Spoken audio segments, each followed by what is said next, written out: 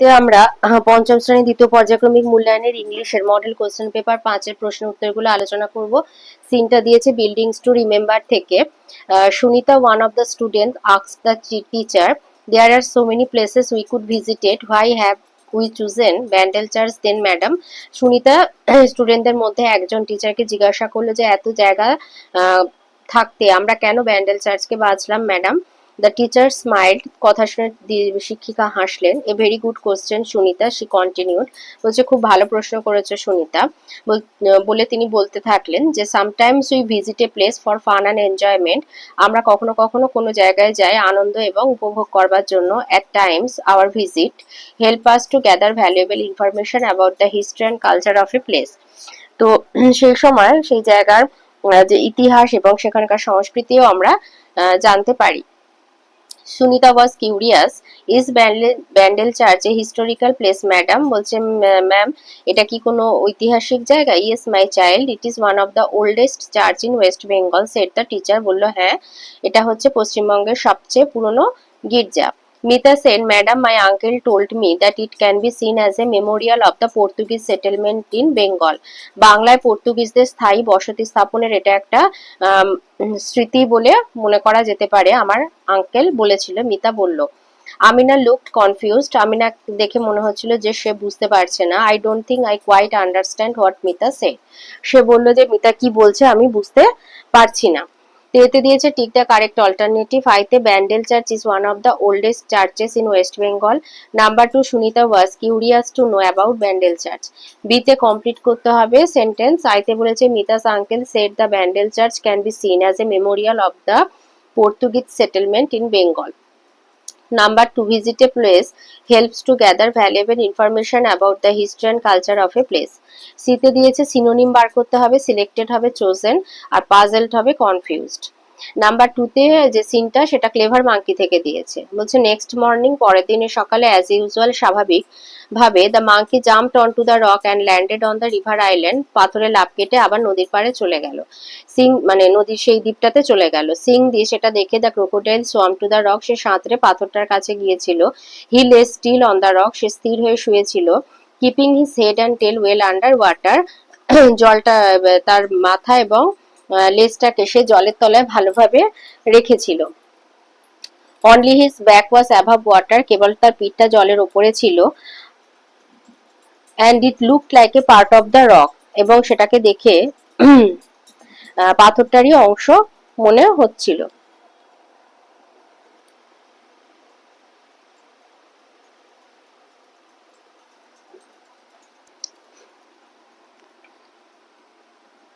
After having a good meal, বেশ ভালো করে খাওয়ার পর, the monkey decided to return, ফিরে আসার সিদ্ধান্ত নিল।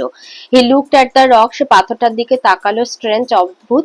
The rock has become so large, পাথরটা কত বড় হয়ে গেছে। হি থট, সে মনে মনে ভাবলো। It was not so big when I came here, আমি যখন এখানে এসেছিলাম এটা এতটা বড় ছিল না। পসিবলি, সম্ভবত, that crocodile is playing a trick again, ওই কুমিরটা মনে হয় কোনো চালাকি করছে। He is lying there pretending to be a rock, সে সেখানে শুয়ে আছে এবং পাথর হওয়ার ভান করছে।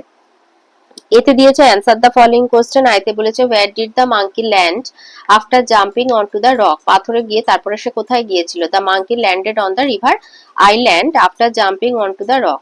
Number 2, what did the crocodile do after swimming to the rock, পাথরে সাঁতরে গিয়ে সে কি করেছিল। The crocodile laid still on the rock, keeping his head and tail well and tail under water with only his back above water. আনসিনার্সি number 3 তে বলছে one morning, এক সকালে, hungry wolf went out in search of food, একটা ক্ষুধার্ত নেকড়ে খাবারের খোঁজে বেরিয়েছিল। He could not get any food, সে কোনো খাবার খুঁজে পাচ্ছিল না। So he went to a nearby village, তাই সে একটা কাছে গ্রামে গেল। And stood at the back of a small house, একটা ছোট্ট বাড়ির পেছনে দাঁড়িয়েছিল। The house had only one room, যে বাড়িটাতে ছিল শুধু একটা মাত্র ঘর। A little girl was laying on a bed in the room, সেই ছোট্ট ঘরে এক বিছানাতে একটা মেয়ে শুয়েছিল। And an old woman was sitting beside her, আর একজন বৃদ্ধা তার পাশে বসেছিল। The wolf eyes made the old woman's and she swiftly grabbed nearby walking stick. তো যখন নেকড়ের দিকে বৃদ্ধার চোখ পড়লো, সে কি করলো, আস্তে করে একটা হাঁটার লাঠিটাকে নিল। উইথ এ ফিয়ার্স ক্রাই, এবং তীব্র চিৎকারে সে চার্জড অ্যাট দ্য উলফ, সে লাঠিটা দিয়ে নেকড়ের দিকে আঘাত করলো। Sending he fling for cover, যেন মানে সেখান থেকে পালিয়ে যায়। এতে আছে, এর আইতে বলেছে the wolf went out in search of food. Number 2 তে হবে অ্যান ওল্ড ওম্যান, এখানে অ্যান ওল্ড ওম্যান হবে, ম্যান নয়, woman. An old woman was sitting beside the guard.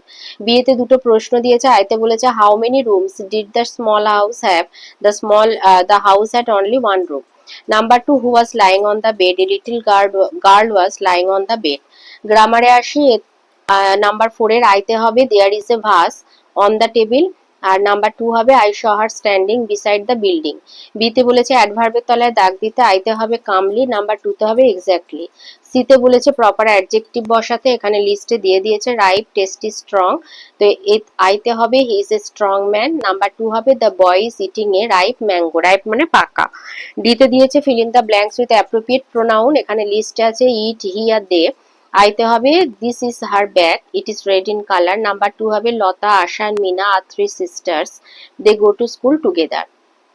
ইতে দিয়েছে ইংলিশে লিখতে কাঠবেড়ালি, স্কুইরেল, গন্ডার, রাইনোসার্স আর চিতা, লেপার্ড।